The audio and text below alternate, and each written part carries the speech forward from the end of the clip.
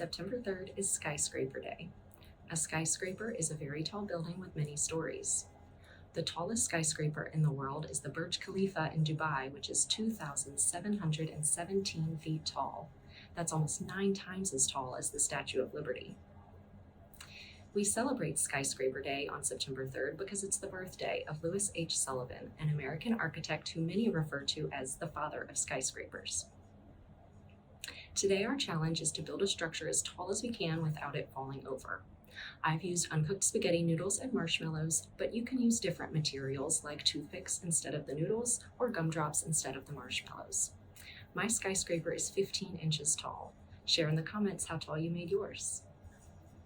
Next, I'm going to read a story about a boy who loves to build things.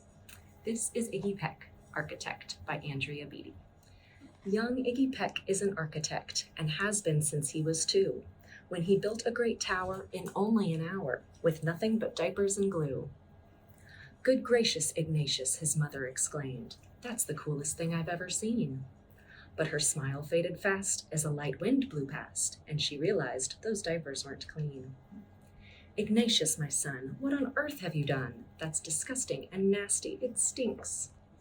But Iggy was gone. He was out on the lawn, using dirt clods to build a great sphinx.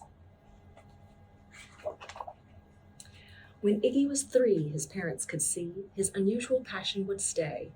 He built churches and chapels from peaches and apples, and temples from modeling clay. At dinner one night, to his father's delight, Iggy got a bright gleam in his eye, and out on the porch built the St. Louis Arch from pancakes and coconut pie. Dear Ig had made it until 2nd grade, when his teacher was Miss Lila Greer. On the very first day, she had this to say: "We do not talk of buildings here." Gothic or Romanesque, I couldn't care less about buildings, ancient or new. She said in her lecture about architecture that it had no place in grade 2. That might seem severe, but she was sincere, for when she was no more than 7, she'd had a great fright at a dizzying height in a building so tall it scraped heaven. On an architect's tour of the 95th floor, young Lila got lost from the group. She was found 2 days later in a stuck elevator, eating cheese with a French circus troupe.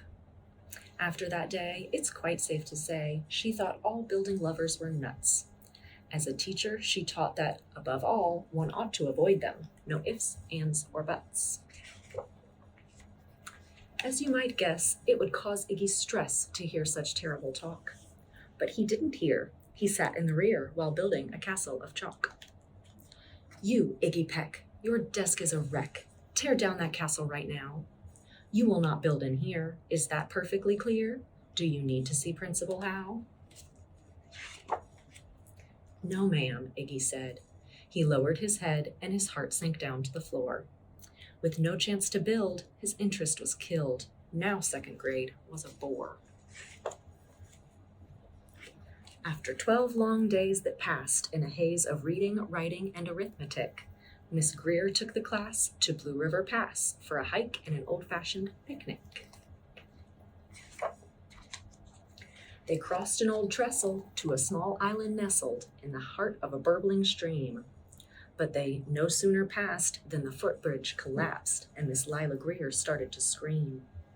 "We're trapped here! Oh my! Alas! Kids, goodbye!" Her eyeballs rolled back in her head. She dropped to the ground with a vague groaning sound, luckily fainted, not dead. The class was amazed. They stood there quite dazed, uncertain of what they should do. But one bright young man was off hatching a plan, which started with Miss Lila's shoe. Soon each lad and lass there at Blue River Pass was working together as one. And when she came to, Miss Lila Greer knew that something quite brave had been done.